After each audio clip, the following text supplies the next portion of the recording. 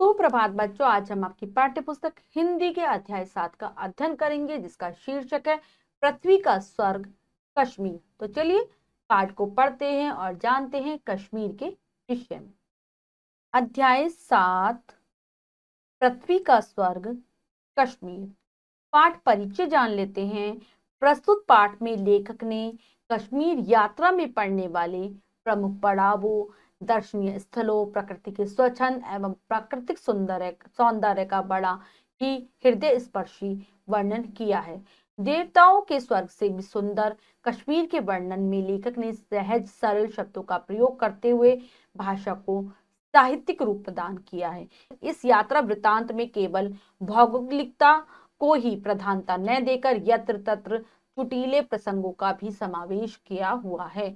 तो इस पाठ में लेखक ने अपनी यात्रा के बारे में बताया। जब वो कश्मीर यात्रा पर गया तो वहां पर रास्ते में जो भी दर्शनीय स्थल यानी कि देखने वाले जो स्थान पड़े और प्रकृति के जो अनोखा वातावरण उसे मिला, प्राकृतिक सौंदर्य उसका बहुत ही हृदय स्पर्शी यानी कि हृदय को छू लेने वाला वर्णन लेखक के द्वारा किया गया है। बहुत ही सरल भाषा का लेखक ने प्रयोग किया है और साथ ही साथ भौगोलिकता के साथ साथ उसने कुटीले प्रसंग भी हमारे सामने प्रस्तुत किए हैं, यानी कि अपनी बात को बहुत ही रोचकता के साथ लेखक ने प्रस्तुत किया है। तो चलिए पढ़ते हैं पाठ को।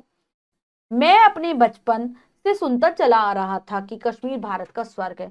बड़ी समस्या थी कि न स्वर्ग देखा था और न कश्मीर।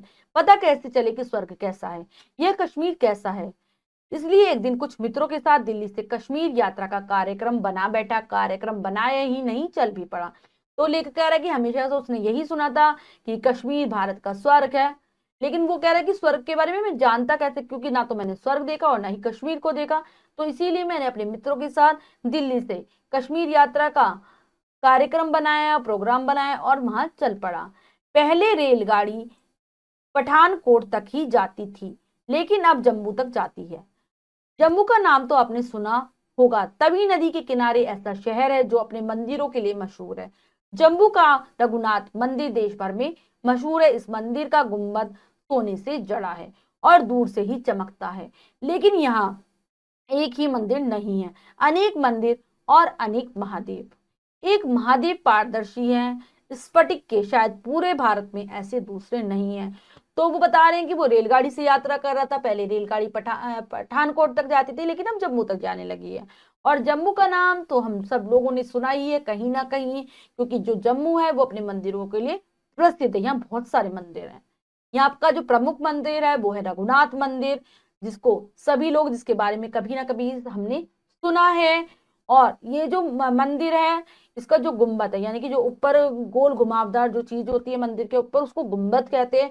वो सोने से जड़ी हुई है, इसलिए वो दूर से ही चमकती हुई दिखाई देती है। और यहाँ पर बहुत सारे मंदिर हैं, अनेक महादेव है, अनेक मंदिर है, यानी कि बहुत सारे मंदिरों में आपको महादेव जी के दर्शन करने को मिल जाएंगे। एक महादेव पारदर्शी है।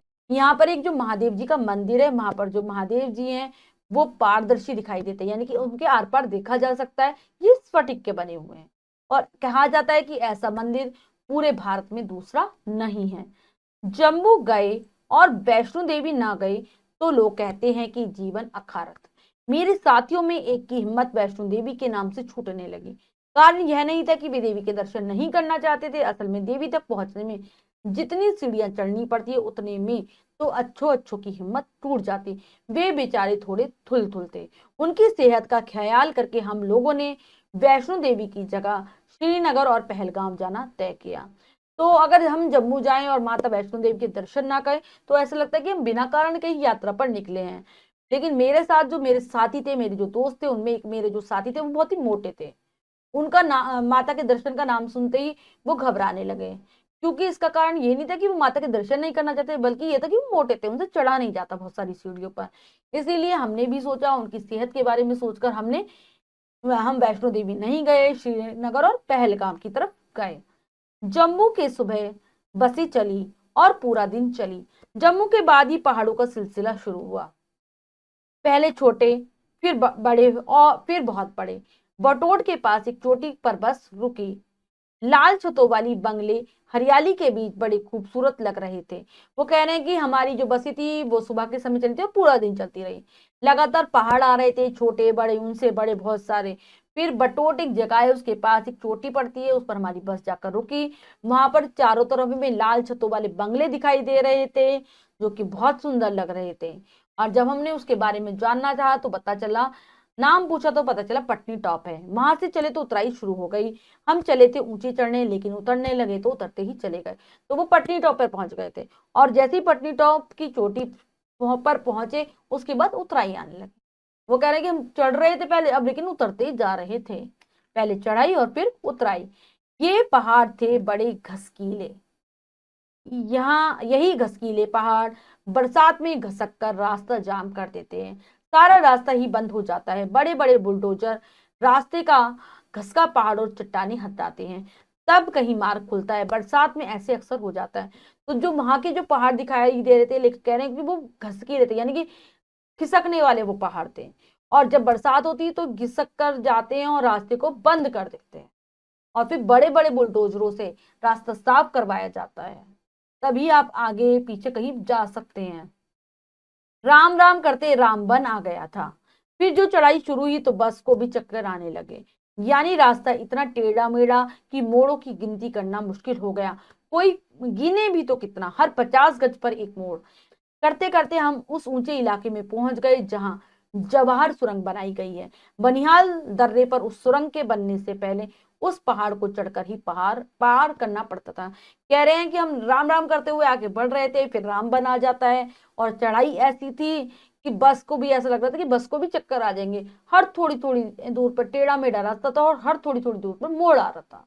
इतने मोड़ आए कि उनको गिनना मुश्किल हो गया। फिर वो 50 गज, हर 50 गज की दूरी पर वो कह रहे एक मोड़ दिखाई दे रहा था। फिर हम ऊंचे इलाके में पहुंच गए जहां पर थी जवाहर सुरंग। जब तक जवाहर सुरंग नहीं बनाई गई थी तो बनिहाल दर्रे पर है जवाहर सुरंग। तो वहां पहुंचने के लिए पहाड़ पर ही चढ़कर जाना पड़ता था। बस में बैठे एक सज्जन बताने लगे कि इस 1.5 मील लंबी सुरंग को दोनों तरफ से तोड़ा गया। सुरंग बनाते समय जब बीच में पहुंचे और आर पार नहीं हुए तो काम करने वालों में निराशा छाने लगी। कहते हैं कि इसका इंजीनियर अपने काम पर इतना विश्वास रखता था कि उसने बारूद लगवाई और कहा कि तोड़ दो, इस बार आर पार हो जाएगी। अगर न हुई तो कितनों के ही मन ने पूछा, तो फिर अपने को इंजीनियर नहीं कहेंगे। इंजीनियर ने सोचा। बारूद के गोलों में आग लगा दी गई और पहाड़ की छाती दहल गई। सुरंग का मुंह आर पार हो गया। इस कहानी की असलियत तो जी जो रही हो, लेकिन इतना जरूर समझ में आया कि अपने काम पर आदमी को इतना ही भरोसा होना चाहिए। तो वहां पर एक सज्जन बैठे हुए थे हमारे साथ। उन्होंने बताया कि ये 1.5 मील लंबी सुरंग को बनाने के लिए दोनों तरफ से जब सुरंग को तोड़ा जा रहा था तो बहुत देर तक, जब आधी सुरंग पार कर ली गई थी तब भी ये आर पार नहीं हो पा रही थी। तो जो इसका इंजीनियर था उसको अपने काम पर बहुत विश्वास था। उसने कहा बारूद लगाकर उड़ाओगे तो सुरंग आर पार हो जाएगी। तो लोगों के अंदर तो बहुत निराशा हो गई थी कि क्यों नहीं हो रहा ऐसा। तो लोगों ने कहा कि अगर नहीं हुआ तो उन्होंने कहा, कह दिया कि हम अपने आप को इंजीनियर कहलवाना छोड़ देंगे। तो लेखक कह रहा है कि इस कहानी को बताने का मतलब सिर्फ इतना है कि व्यक्ति को अपने ऊपर इतना ही भरोसा होना चाहिए कि हम जो कार्य कर रहे हैं वो पूर्ण हो जाएगा। हमें विश्वास होना चाहिए अपने ऊपर। उस रंग को पार करते ही स्वर्ग के दर्शन होने लगे। नीचे झांका तो पता चला हरियाली के कटोरे में जो बस्ती दिख रही है वह बेरी नाग है। हम बेरी नाग पहुंचे। वहां एक खूबसूरत बगीचा और जलकुंड है जिसे जहांगीर ने चारों ओर से पक्का मेहराबदार बनवा दिया था। कहते हैं यह झेलम नदी का उद्गम स्थल है। इतनी बड़ी झेलम इतने बंदे कुंड से निकलेगी मुझे भरोसा नहीं हुआ, लेकिन पानी लगातार वहां से बह रहा था और पता नहीं कहां जा रहा था। मान लिया कि यही झेलम है। तो जैसे ही हमने उस स्वर्ग को पार किया तो हमें बहुत सुंदर प्राकृतिक सौंदर्य दिखाई देने लगा। ऐसा लगा कि हम स्वर्ग में पहुंच गए हैं। और फिर हमने नीचे झांक कर देखा तो एक ऐसा लग रहा था कि चारों तरफ एक हरियाली रूपी कटोरा फैला हुआ है। ये बेरी नाग था। हम वहां पर पहुंचे तो वहां पर हमें एक खूबसूरत सा बगीचा और एक जलकुंड, यानी कि जिसमें पानी भरा हुआ था, वो तालाब टाइप का दिखाई दिया। और पता चला कि ये जहांगीर ने बनवाया है। चारों तरफ से पक्का कराया है इसे और मेहराबदार यानी कि घुमावदार बनवाया है। और इसको झेलम नदी का उद्गम स्थल बताया गया कि यहाँ से ही झेलम नदी निकलती है। लेकिन इतना वो कुंड छोटा लग रहा था और झेलम नदी विशाल। तो लेकर कह रहे कि एक बार को तो विश्वास नहीं हो रहा था, लेकिन जिस हिसाब से पानी निकल रहा था तो हमने मान लिया कि यहीं से झेलम नदी निकलती है। बाद में हमारी बस उसी पानी की दिशा में चली तो अनंतनाग होती हुई पहलगाम की दिशा में मुड़ गई। यह रास्ता बेहद खूबसूरत हरियाली से डूबा हुआ है। मन को लगने लगा कि जरूर स्वर्ग की तरफ बढ़ रहे हैं। तभी न जाने कहां से हमारी सड़क के किनारे किनारे एक खूबसूरत सी नदी आ गई। नाम का पता लगाया तो पता चला लिद्दर नदी है। उसके बाद वो कहने लगे हमारी बस लगातार आगे बढ़ने लगी उसी दिशा में। फिर हम अनंतनाग से होते हुए पहलगाम में पहुंच गए और जो रास्ता था वहां पर चारों तरफ हरियाली फैली हुई थी और ऐसा लग रहा था कि हम स्वर्ग की ओर बढ़ रहे हैं।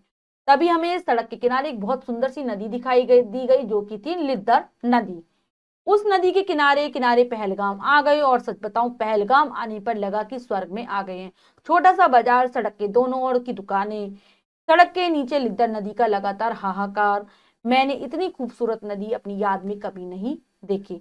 वो कह रहे थे कि जैसे ही हम पहलगाम पहुंचे तो हमें ऐसे लगा कि वास्तव में हम स्वर्ग में आ गए हैं। क्या हुआ था, दोनों और तरफ सड़क के दोनों तरफ दुकानें लगी हुई थी।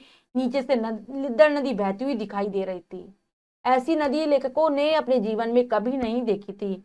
यूरोप की कुछ मशहूर नदियों को देखकर हाल ही में ही लौटा था और उन नदियों की गंदगी देखकर लिद्दर नदी की खूबसूरती सचमुच ऐसी लगी जैसे कि स्वर्ग की नदियों की होती है। तेजी तेजी ऐसी कि सांप भी पीछे रह जाए, स्वच्छता ऐसी कि बार बार छूने को मन लग जाए, लेकिन ठंडी ऐसी कि पानी छुआ ना जाए। सामने के पहाड़ में एक बर्फ का टुकड़ा पत्थरों में जमकर रुई के फाहे जैसा लग रहा था। वो कह रहा था कि लेखक बता रहे हैं कि मैं अभी अभी यूरोप की यात्रा पर गया था, वहां की मैंने नदियों को देखा जिनमें इतनी गंदगी थी। तो उनके सामने मुझे लिद्दर नदी को जब मैंने सुंदर साफ स्वच्छ देखा तो मुझे ऐसा लगा जैसे कि मैं स्वर्ग की किसी नदी को देख रहा हूँ। वो इतनी तेजी के साथ चल रही थी कि अगर सांप भी उसके साथ दौड़े तो वो भी पीछे रह जाए। इतनी साफ स्वच्छ कि बार बार छूने को मन कर रहा था और इतना ठंडा पानी कि हाथ बिल्कुल डाला नहीं जा रहा था। और सामने उनके पहाड़ों की सुंदरता को बताते कह रहे हैं कि पहाड़ों में एक बर्फ का टुकड़ा ऐसा फंसा हुआ लग रहा था जैसे कि रुई के का फोया वहां पर लगा दिया हो। पहलगांव में एक घोड़े वाले से पूछा, कोल्हाई चलोगे? बोला चलेंगे। मैंने पूछा चढ़ना कितना पड़ेगा? वो बहुत बहुत चढ़ना पड़ेगा साहब। और चढ़ने का नाम सुनकर मेरे उन्हीं थुलथुल साथी की हवा फिर खिसक गई। खैर जाना तो हमें भी नहीं था, लेकिन इसी पूछताछ में पता चला कि पहलगांव से 8 मील पर चंदन बाड़ी है जहां तक जीप जाती है। फिर पिस्सू टॉप है जिसकी चढ़ाई अमरनाथ यात्रा की सबसे कठिन चढ़ाई मानी जाती है। तो पहुंच हमें कोलाई के लिए हम पूछने लगे घोड़े वाले से कि अगर हम यहाँ पर जाते हैं तो कितना हमें चढ़ना पड़ेगा। तो वो बताने लगा कि बहुत चढ़ना पड़ेगा, बहुत चढ़ाई है। तो ये बात सुनकर जो उनका जो मित्र था जो मोटे थे वो घबराने लगे। तो लेकिन ने कहा कि फिर तो हमने वहां पर जाने का विचार हमने क्योंकि सोचा ही नहीं था, केवल हम पूछताछ कर रहे थे। फिर हमें पता चला कि पहलगाम से ही 8 मील दूर पर चंदन बाड़ी है और उसके बाद जीप वहां तक जाती है चंदन बाड़ी तक। उसके बाद पिस्सू टॉप है जिस पर चढ़ाई करनी पड़ती है और ये चढ़ाई अमरनाथ यात्रा के दौरान की जाती है लोगों के द्वारा और ये सबसे कठिन चढ़ाई है। वहां से आगे शेषनाग झील है जिसका पानी हमेशा नीला रहता है और स्वर्ग की नदियों से टक्कर लेता है।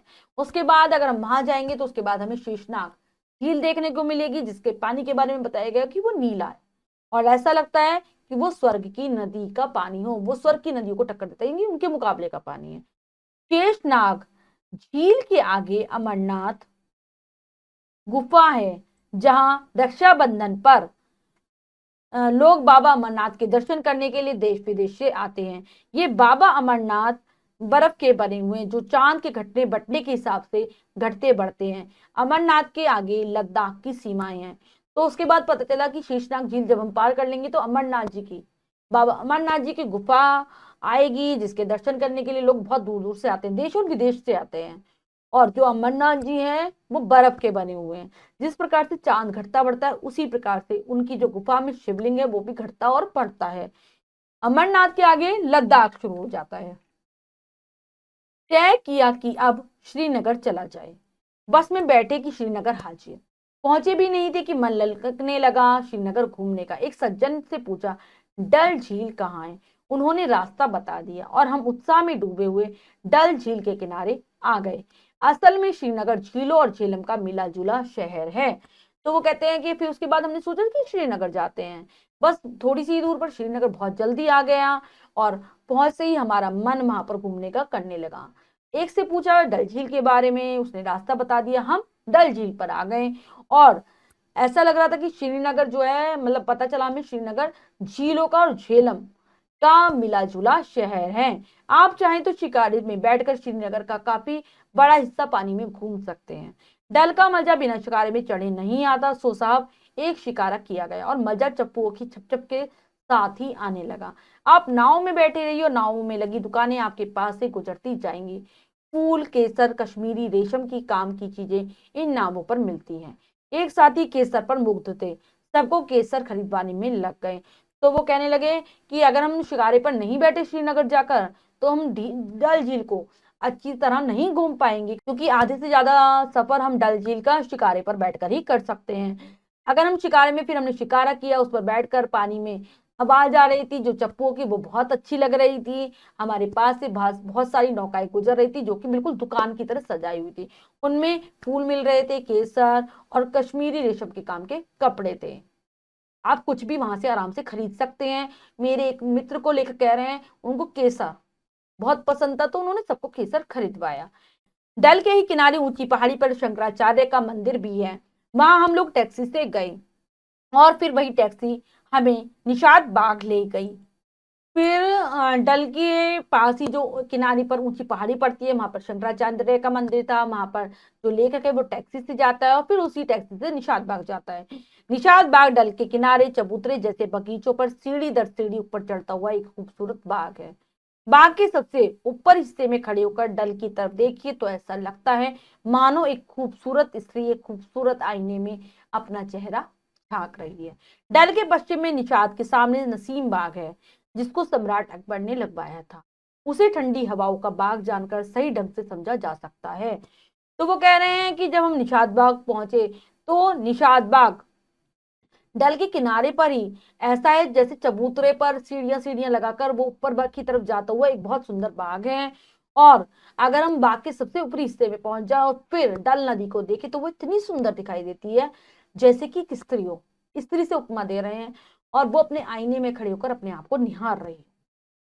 डल के पश्चिम में नसीम बाग है, जिसको सम्राट अकबर ने बनवाया था और वहां पर हमेशा ठंडी ठंडी हवाएं चलती रहती हैं। अगर हमें नसीम बाग को जानना है तो हमें अगर हम ठंडी हवाओं के बारे में चर्चा करेंगे तो हम उसे अच्छे से समझ पाएंगे। अब आइए आपको ले चलें जहांगीर के लगवाई बाग में, जिसे शालीमार बाग कहते हैं। चिनार के दरख्तों की गोद में जहांगीर का यह प्यारा सा बाग करीब 400 साल पुराना है। इसके चबूतरे संगमरमरी मेहराबों वाले छोटे छोटे सैरगाह, बरामदे, चश्मे और झरने की रात की रोशनी में इस दुनिया से ज्यादा खूबसूरत लगते हैं। क्या कह रहे हैं, अब वो जहांगीर के द्वारा जो शालीमार बाग बनवाया उसमें जाते हैं। वहां पर चिनार के बहुत बहुत बड़े पेड़ हैं और ये बाग 400 साल पुराना कहा गया है। इसके जो चबूतरे हैं वो संगमरमर से बने हैं और सैरगाह, बरामदे और जो चश्मे यानी कि झरने, वो सब इतने सुंदर लग रहे हैं कि दुनिया में आपने कभी इतनी सुंदरता नहीं देखी होगी। अब वहां रोज शाम को ध्वनि और प्रकाश के माध्यम से इतिहास को उतारा जाता है। वह दृश्य तो देखने काबिल होता है जब पेड़ों की टहनी और फूलों की क्यारियों के बीच से घुंघरूओं की आवाजें आती सुनाई देती हैं। पूरा इतिहास जैसे शालीमार में उतर कर खड़ा हो जाता है। तो कह रहे हैं कि वहां पर रोजाना कुछ ना कुछ कार्यक्रम चलते रहते हैं जो कि हमारे प्राचीन इतिहास से संबंधित है। चारों तरफ पेड़ों की टहनियों, फूलों की क्यारियों के बीच घुंघरूओं की आवाजें हमारी पुरानी संस्कृति सभ्यता को जागृत कर देती है, हमारे इतिहास को हमारे सामने लाकर खड़ा कर देती है। लेकिन यहाँ खड़े रहने से काम नहीं चलेगा, हमें तो अभी चश्मे शाही चलना है, जिसका पानी दवा का काम करता है। चश्मे शाही यानी बादशाही श्रोता शाहजहां की देन है। ऐसा ही एक श्रोता श्रीनगर में 60 किलोमीटर दूर अचबल में है। अनंतनाग में भी ऐसे कुछ श्रोते हैं। तो वहां कह रहे थे कि वो अगर हम यहीं खड़े होकर यही इतिहास देखते रहे तो हमारा काम नहीं चलेगा, क्योंकि उन्हें जानते थे चश्मे शाही में जो सोता यानी कि झरने के झरना जिस प्रकार से बहता है वो ऐसा है जैसे कि दवा हो। अगर किसी रोगी को उसका पानी पिलाया जाता है तो वो ठीक हो जाती है, उसकी बीमारी सही हो जाती है। वो कह रहे हैं ऐसा ही सोता कहाँ पर है, श्रीनगर से 60 किलोमीटर दूर अगर आप अचबल की ओर जाए तो वहां पर मिलेगा। अनंतनाग में भी ऐसे सोते हैं जिनका पानी बिल्कुल दवा की तरह काम करता है। आइए इन सोतों के चक्कर से आपको उस झील में ले चलें जो जो जो है तो डल से छोटी, लेकिन वहां जल क्रीड़ाएं खूब होती हैं। मोटर बोट में सर्फिंग, स्कीइंग, तैराकी आदि करते हुए सैलानियों को देखना बड़ा ही खूबसूरत लगता है। अब वो कहते हैं कि हम आपको एक और झील की तरफ लेकर चलते हैं जो डल से तो काफी छोटी है, लेकिन वहां पर आपको बहुत सारे जल में खेलते हुए लोग दिख जाएंगे, क्रीड़ा करते हुए, एक्टिविटी करते हुए लोग मिलेंगे, जैसे सर्फिंग, मोटर बोट में सर्फिंग, स्कीइंग, तैराकी, ये सब लोग वहां पर कर रहे होते हैं, जिनको देखना बहुत सुंदर लगता है। झेलम के हाउस बोटों की दुनिया भी अजीब है। हम लोग होटल में ठहरे थे, लेकिन एक हाउस बोट के अंदर से देखने का बड़ा मन था। अपने शिकारे को एक हाउस बोट के पास लगवाया, आवाज दी, हाउस बोट के मालिक आए। वो कह रहे हैं कि जो झेलम नदी में हमें बहुत सारी हाउस बोट देखने को मिलती है, उनकी दुनिया एक बिल्कुल अजीब है, विचित्र है।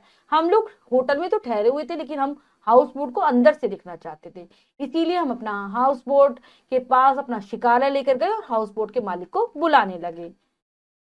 तो उसे बुलाया बुलाया तो उसे भाव ताव करे कोई नहीं आया, शायद आवाज नहीं सुनी, हमने सोचा अंदर होगा, तो हाउस बोट में पहुंच गए। अंदर जाकर तो देखकर तबीयत तंग, बाहर से जो केवल एक नाव लग रही थी, वह अंदर पूरा राजसी महल था। फर्श पर कालीन बिछा हुआ, सोफे और तकिए लगे हुए, बिजली के पंखों से लैस पूरा तैरता महल। हम अजनबियों को इस तरह हाउस बोट में घुसा देखकर मालिक भागा हुआ आया और खूब बिगड़ा हम पर। हमने माफी मांगी और वापस हो गए। तब उसने बताया कि इस तरह लोग आकर हमारा हाउस बोट गंदा कर जाते हैं। उसकी बातचीत से पता चला कि हाउस बोट शहर में आलीशान होटलों से ज्यादा महंगे और ज्यादा आरामदायक हैं। वो मालिक को बुलाते हैं, लेकिन हाउस बोट का मालिक नहीं आता। वो शायद वो लगता है उन्हें कि उसने आवाज नहीं सुनी, तो वो अंदर जाकर बात करना चाहते हैं। तो जैसे ही वो देखता है कि कोई अजनबी मेरी हाउस बोट में घुस आया, वो आता है और उन पर बहुत गुस्सा करने लगता है। वो बता रहे हैं कि हाउस बोट अंदर से ऐसी थी, जो कि केवल नाव लग रही थी, अंदर से ऐसा लग रहा था किसी हम राजसी महल में पहुंच गए हों। फर्श पर कालीन बिछे थे, सोफा था, तकिए लगे हुए थे, बिजली, पंखे, हर सुविधा थी उस हाउस बोट में। जब हमने उसकी कीमत के बारे में पूछा तो उन्होंने बताया कि इनका किराया जो यहाँ के आलीशान होटल है उनसे भी ज्यादा है, और यहाँ पर उससे भी ज्यादा आराम दिया जाता है पर्यटकों को। दूसरे दिन गुलमर्ग आए। गुलमर्ग 2650 मीटर ऊंचा एक खूबसूरत चरागाह है, जहां हर मौसम में मोटर से पहुंचा जा सकता है। गोल्फ लिंक और बर्फ पर स्कीइंग के लिए ये बहुत मशहूर है। स्कीइंग के लिए तो भयंकर सर्दी के दिनों में जाना होता है, लेकिन स्कीइंग करने वालों को ऊपर चढ़ने के लिए जो रोप वे रज्जू मार्ग बनाया गया है, उस पर चढ़कर हमें भी मजा आया। हम चढ़ तो गए, लेकिन लौटते समय कुर्सी पर आसमान में ही टंगे थे कि पानी बरसने लगा। न कूद सकते थे, न भाग सकते थे, और क्योंकि रस्सों से बंधी कुर्सियां अपनी रफ्तार से सरक रही थी। धीरे धीरे हम नीचे उतरे तो पानी थम गया और हम मारे सर्दी के ठिठुर रहे थे। लौटकर श्रीनगर में रात भर कंबलों में दुबके रहे। तो बताने कि दूसरे दिन वो गुलमर्ग आए, जो कि गुलमर्ग क्या है, 2650 मीटर ऊंचा श्रीनगर से एक बहुत सुंदर चरागाह है, ठीक है, जहाँ पर पशुओं को चराया जाता है। और वहां हर मौसम में आप मोटर की सहायता से जा सकते हो। गोल्फ लिंग और बर्फ पर स्कीइंग करने का यहाँ पर एक अलग ही मजा है। लेकिन स्कीइंग तो तभी कर सकते हैं जब ज्यादा ठंड का मौसम हो, जब बर्फ पड़ रही हो। और इस पर जाने के लिए, स्कीइंग करने के लिए जाने के लिए रोपवे से जाना पड़ता है। तो हम भी रोपवे से गए। हम रोपवे से चढ़ तो गए, हमें बहुत मजा भी आ रहा था, लेकिन रास्ते में ही क्या हो, बहुत तेज तेज बारिश होने लगे।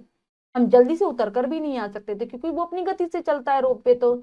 और हम बहुत भीग गए बारिश से। जब हम उतरे तो हमें बहुत ठंड लगने लगी, और फिर होटल में हम रात भर कंबलों में घुसे रहे। गुलमर्ग के पास ही थोड़ा ऊंचाई पर खिलन मार्ग पड़ता है, फिर और ऊंचाई पर लेह की तरफ बढ़ जाते हैं। मगर हम उतनी ही सर्दी में घबरा गए थे और ऊंचाई पर जाने का हौसला खो बैठे थे। वो कह रहे हैं कि अगर गुलमर्ग से थोड़ा और ऊंचाई पर जाए तो खिलन मार्ग पड़ता है, और उससे और ऊंचाई पर जाएंगे तो लेह का रास्ता आता है। लेकिन हमारे तो इतनी ठंड में बुरा हाल हो गया था, इसलिए हमने वहां जाना कैंसिल कर दिया। हिमालय की इस खूबसूरत वादी को और नजीक से देखने के लिए दोबारा आने का इरादा करके हम लोग अपने घरों की ओर लौट पड़े। फिर हमने अपने मन ही मन अपने आप से वायदा किया कि हम इतनी सुंदरता को देखने के लिए, हिमालय की इस खूबसूरत सी वादी, कश्मीर को देखने के लिए फिर से आएंगे, और हम अपने घर की तरफ वापस आ गए। लेकिन इतना ही कश्मीर देखकर यह महसूस कर लिया कि अगर कश्मीर नहीं देखा तो हिंदुस्तान में कुछ नहीं देखा। सेब के बाग, बादाम की बाड़ियां, केसर के खेत, बर्फ की चादरें ताने हिमालय के विशाल पर्वत और झीलों के आईनों में मुंह झांकती चोटियां, चश्मे और झरनों, और सबसे बढ़कर कश्मीर के भोले भाले मेहमान नवाज लोग, यह सब स्वर्ग नहीं तो और क्या है। वो कह रहे हैं कि हमने कश्मीर को जितना देखा उतनी देर में हमने ये समझ लिया कि वास्तव में स्वर्ग है। ऐसा अगर आपने कभी आप कश्मीर नहीं गए तो आपने हिंदुस्तान में समझ लो कुछ भी नहीं देखा। यहाँ सेब के बाग है, बादाम की बाड़ियां, केसर के खेत, बर्फ की चादर ताने हिमालय की विशाल चोटियां, बहुत कुछ हमें देखने को मिला। झीलें बहुत सारी, और चोटियां जैसे ऐसी चोटियां थी जो झीलों में झांक रही थी, चश्मे, झरने, और सबसे बढ़िया लेकर कह रहे कि मुझे लगे यहाँ के लोग जो कि हम हमारी बहुत अच्छे से मेहमान नवाजी कर रहे थे। तो वास्तव में अगर धरती का स्वर्ग है तो वो कश्मीर है, और अगर आपने ये स्वर्ग नहीं देखा तो कुछ भी नहीं देखा। लेखक है कन्हैया लाल नंदन। उद्देश्य भारत के बारे में यात्रा वृतांत के माध्यम से जानकारी देना। तो पाठ में हमने जाना कश्मीर के सौंदर्य को। आशा है आपको अच्छे से समझ आ गया होगा पाठ। अब हम पाठ के शब्दार्थ कर लेते हैं। हृदय स्पर्शी, हृदय को छूने वाला, गुंबद इमारत का अर्थ गोलाकार शिखर, अकारत व्यर्थ, जल कुंड बहते पानी का प्राकृतिक भंडार, यत्र तत्र यहाँ वहां, पारदर्शी जिसमें आर पार दिखता हो, घसकीले फिसलने वाले दरख्तों पेड़ों। तो सभी बच्चे पाठ के शब्दार्थों को अच्छे से याद कर लेंगे जिससे पाठ समझ में आसानी रहेगी। अब हम पाठ का अभ्यास कार्य कर लेते हैं। पहला प्रश्न बहुविकल्पीय प्रश्न से। सही उत्तर वाले गोले को रंगिए। तो बच्चों प्रश्न में 4 विकल्प है, 3 विकल्प गलत है, 1 विकल्प सही है। हमें सही विकल्प को चुनना और उसके गोले को रंगना है। तो चलिए कर लेते हैं। सड़क के नीचे नदी थी, यमुना, लिद्दर, सरस्वती, तवी। तो जो सड़क के नीचे वो जो नदी थी वो थी लिद्दर। बी विकल्प सही है, लगाएंगे बी विकल्प पर। नेक्स्ट है, लेखक ने एक व्यक्ति से पूछा झेलम के बारे में, डल झील के बारे में, निशाद बाग के बारे में, इनमें से कोई नहीं। तो लेखक ने पूछा था डल झील के बारे में। बी विकल्प सही है, लगाएंगे बी विकल्प पर। नेक्स्ट है, झेलम नदी का उद्गम स्थल बताया गया है। बेरीनाग, पटनी टॉप, रामबन, गुलमर्ग। वो है बेरीनाग। ए विकल्प सही है, लगाएंगे ए विकल्प पर। गुलमर्ग है पार्क, होटल, हॉस्टल, चरागाह। तो जो गुलमर्ग है वो एक है चरागाह। डी विकल्प सही है, लगाएंगे डी विकल्प पर। अमरनाथ यात्रा में सबसे कठिन चढ़ाई मानी जाती है। पिस्सू टॉप, शेषनाग झील, बालटाल, गणेश टॉप। तो सबसे कठिन चढ़ाई मानी जाती है पिस्सू टॉप की। ए विकल्प सही है। उसके बाद अगला प्रश्न है लिखित प्रश्न में से निम्नलिखित वाक्यों में रिक्त स्थानों की पूर्ति कोष्टक में दिए उचित शब्दों से कीजिए। तो बच्चों इस यहाँ पर कुछ वाक्य दिए गए जो कि अधूरे हैं। कोष्टक में दो दो शब्द है, उनमें से एक शब्द सही है और एक शब्द गलत है। हमें उचित शब्दों के द्वारा इनकी पूर्ति करनी है। तो चलिए कर लेते हैं। पहला, उस पर रिक्त स्थान हमें भी मजा आया, चढ़कर उतरकर, उस पर चढ़कर।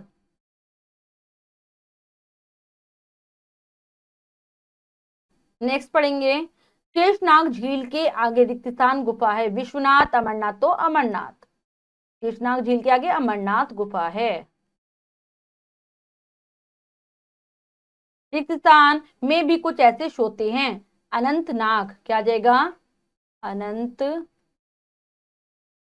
नाग। रिक्त स्थान झांका तो देखकर तबीयत दंग, अंदर, बाहर। तो कहां जाका, अंदर। यह सब रिक्त स्थान नहीं तो और क्या है, स्वर्ग, नरक। तो स्वर्ग। तो ये हो गया है पूर्ण। अब अगला प्रश्न पढ़ते हैं। निम्नलिखित वाक्यों के सामने पाठ के अनुसार क्रमांक लिखिए। तो बच्चों यहाँ पर कुछ वाक्य हैं जिन्हें हमें क्रमांक देना है पाठ के में जिस हिसाब से वो आए हैं। तो चलिए पढ़ते हैं। लौटकर श्रीनगर में रात भर कंबलों में दुबके रहे, बाहर से जो केवल एक नाव लग रही थी। कश्मीर भारत का स्वर्ग है। जम्मू से सुबह बसें चली और पूरा दिन चली। अपने काम पर आदमी को इतना ही भरोसा होना चाहिए। तो सबसे पहले 5, 4, उसके बाद 1, फिर 2 और फिर 3। इसके बाद हमारा प्रश्न है निम्नलिखित प्रश्नों के उत्तर दीजिए। ये कार्य आपको स्वयं करना है अपनी अभ्यास पुस्तिका में। इन प्रश्नों के आपको उत्तर देने हैं। पाठ को ध्यान पूर्वक पढ़ेंगे तो आप इन प्रश्नों के उत्तर आसानी से दे पाएंगे। तो बच्चों, आज हमने पाठ के माध्यम से जाना कश्मीर के सौंदर्य के बारे में। धरती पर कहीं स्वर्ग है तो यही है, ऐसा कहा जाता है। तो लेखक ने हमें इस बारे में ही समझाने की कोशिश की है। आशा करती हूँ आपको पाठ अच्छे से समझ आ गया होगा। पाठ को फिर से उच्चारण के साथ जरूर पढ़ेंगे, अभ्यास कार्य को पूर्ण कर लेंगे। मिलते हैं अगली कक्षा में नए पाठ के साथ। तब तक के लिए स्वस्थ रहिए, प्रसन्न रहिए। धन्यवाद।